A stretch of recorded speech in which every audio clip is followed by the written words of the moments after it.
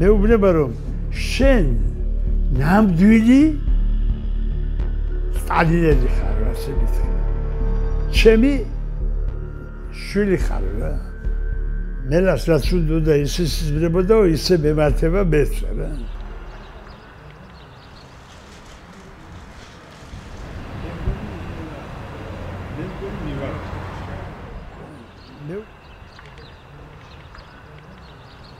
აი აქ მინდა გავაკეთო სტალინის მემორიალი.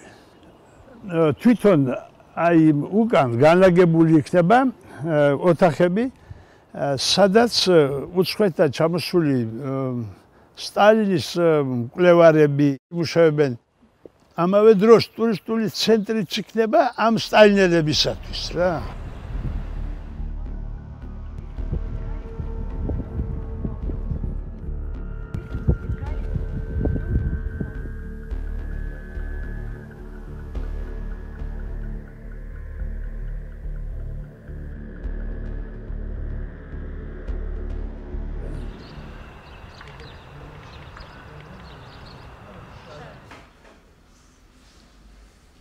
ჩემი მეუღლის აი ნიშნობის ბეჭდები გაგვიყიდია იმისათვის რომ გვეყიდა რაღაც ნივთი რომელიც ახდევს. აი მაგალითად ეს არის სტალინის მობილური ტელეფონი. ქვია სახელად ბოდოს აპარატი.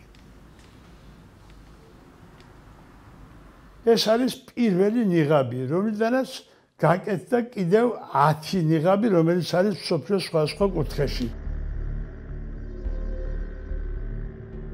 როგორც ომში გაჭირეს თავი სტალინისათვის, სამშობლოსათვის რამე.